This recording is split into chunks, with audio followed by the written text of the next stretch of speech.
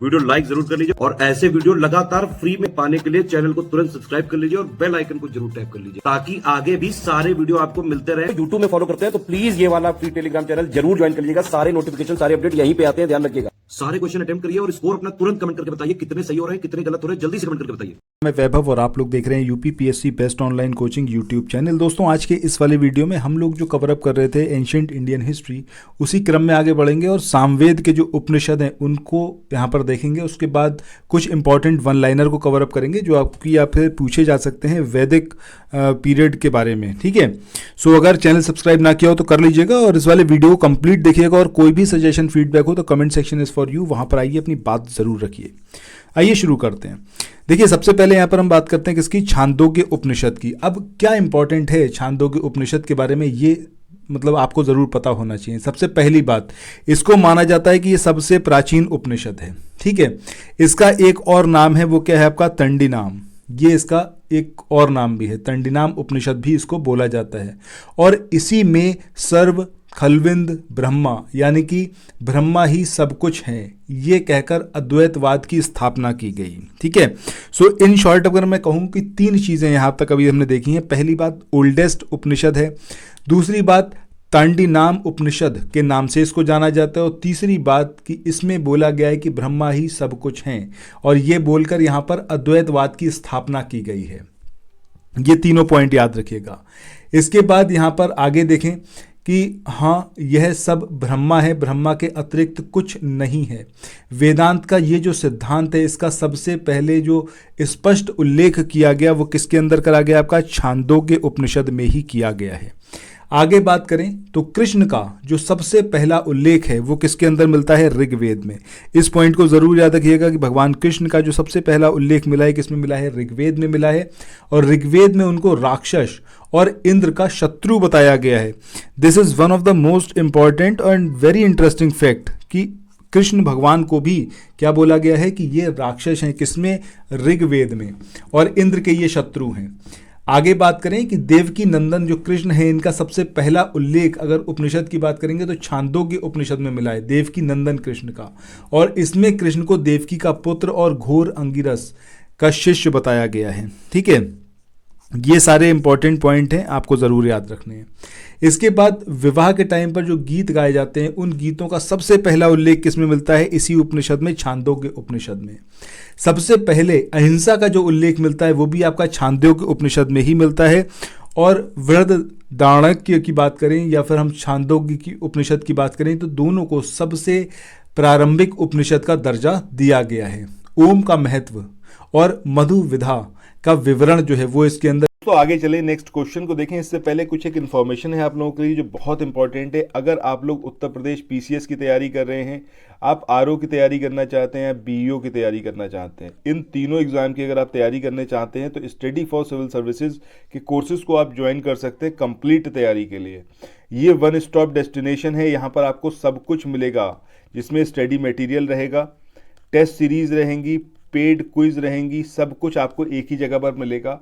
और ये सब कुछ सफिशिएंट होगा आपके एग्जाम को क्रैक करने के लिए, एग्जाम को निकालने के लिए। लेटेस्ट ग्रुप स्टार्ट हो चुके हैं और उन ग्रुप में आपको एडमिशन लेने के लिए सिंपली जो ये नंबर मैं आपकी स्क्रीन पर लिख रहा हूँ इन नंबर्स पर आप कॉल कर सकते हैं। 8564880530 इस नंबर पर आप संपर्क कर सकते हैं। इसके अलावा 9696066089 इस नंबर पर कांटेक्ट कर सकते हैं या फिर आप 7523864455 इन तीनों में से किसी भी नंबर पर कॉल करके आप हमसे संपर्क कर सकते हैं और ये लेटेस्ट ग्रुप जो है इसमें आप एडमिशन ले सकते हैं।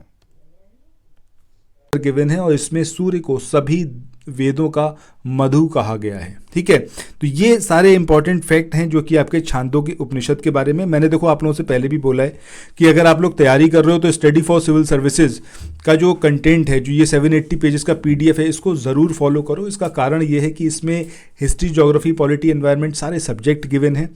इन डेप्थ जितना यूपीपीएससी आयोग पूछता है वो सब कुछ इसके अंदर गिवन है और आपको कहीं भी कुछ और सर्च करने की ज़रूरत नहीं पड़ेगी। होता क्या है, जैसे जैसे एग्जामिनेशन पास आता जाता है कन्फ्यूजन का लेवल भी उतना ही बढ़ता चला जाता है। आपको लगता है कि मैंने ये नहीं पढ़ा, मैंने वो नहीं पढ़ा। रीज़न बीइंग कि कई सारी ऐसी बुक्स हैं जो आप अपने पास रखते हो, बट सारी बुक्स एक साथ पढ़ना या उसके अपने नोट्स बनाना बहुत लंबा और टीडियस जॉब है। उसी को स्टडी फॉर सिविल सर्विसेज ने एकदम सॉल्व कर दिया इस 780 पेजेस के पीडीएफ के माध्यम से। सो अगर आप ये पीडीएफ ले लोगे उसके बाद आपको समस्या नहीं होगी। चाहते हो अगर पीडीएफ लेना, डिस्क्रिप्शन बॉक्स में जाओ, वहाँ पर कॉन्टैक्ट नंबर दे रखे हैं स्टडी फॉर सिविल सर्विसेज के, ऑफिशियल कॉन्टैक्ट नंबर है, उनसे बात करिएगा और वो आपको प्रोवाइड करेंगे ये पीडीएफ। ठीक है, चलो आगे बढ़ते हैं, बात करते हैं अब केन उपनिषद की। अब ये जो केन उपनिषद है, इसमें ब्रह्मा के स्वरूप का प्रतिपादन करने के लिए गुरु शिष्य का जो संवाद है उसको प्रश्नोत्तरी यानी कि एमसीक्यू शैली के अंदर बताया गया है।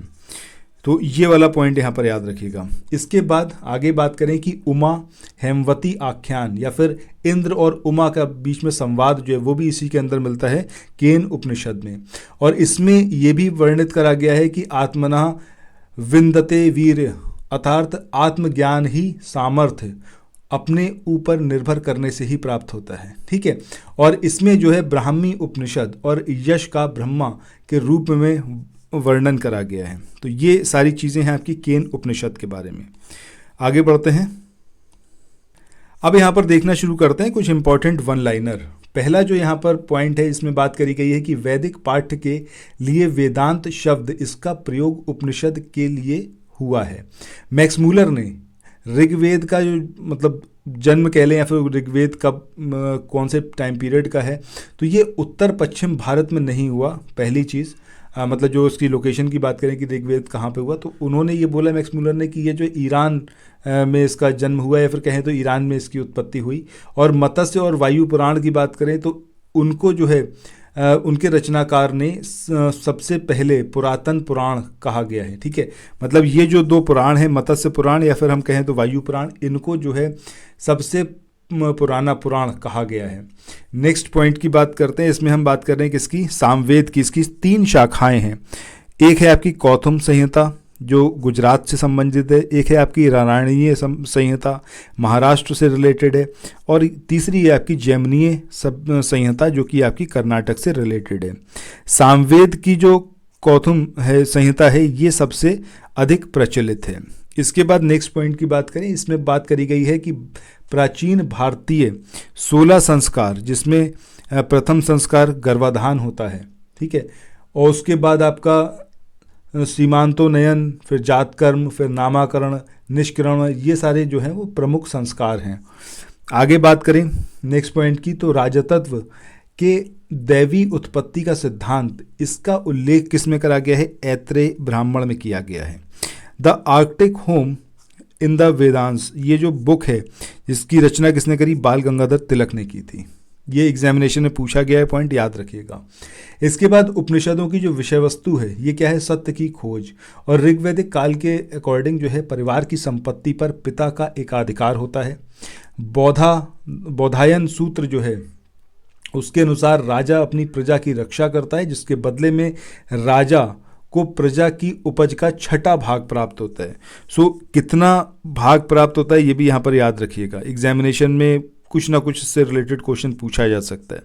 आगे बात करें कि पूर्व वैदिक काल में विदत ये सबसे प्राचीन संस्था थी और इस संस्थान में समाज के संसाधनों के वितरण का उल्लेख किया गया है और इसे जनसभा कहा जाता है। इसके बाद नेक्स्ट पॉइंट की बात करें, अवतारवाद, इसकी चर्चा का उल्लेख सबसे पहले भगवत गीता में किया गया है। नारायण, नरसिंह, वैमन ये दैवीय अवतार माने जाते हैं और नरसिंह की सबसे ऊंची प्रतिमा कर्नाटक के हम्पी में लोकेटेड है। शतपथ ब्राह्मण की बात करें तो इसमें जल प्लावन की कथा का वर्णन किया गया है। वेरी इंपॉर्टेंट पॉइंट याद रखिएगा। इतिहास पुराण में ऋग्वेद, सामवेद, यजुर्वेद, अथर्ववेद के अतिरिक्त पंचम वेद छांदोग्य उपनिषद को माना गया है। इसके बाद नेक्स्ट पॉइंट की बात करें कि यजुर्वेद की जो संहिताएं हैं और जो ब्राह्मण ग्रंथ हैं इसमें राज्य के कुछ उच्च पदाधिकारियों का वर्णन मिलता है जिन्हें रत्रि कहा गया है। और शतपथ ब्राह्मण में 12 प्रकार के रत्नियों का उल्लेख किया गया है और वैदिक काल में राजा के बाद जो है महत्वपूर्ण अधिकारी कौन था, पुरोहित था। और बौधायन धर्मसूत्र में प्रयोग जो प्रथा है उसको अनुचित कहा गया है। इसके बाद नेक्स्ट पॉइंट की बात करते हैं कि ऋग्वेद के अनुसार सुदास के विरुद्ध 10 राजाओं का युद्ध विश्वामित्र के नेतृत्व में लड़ा गया था।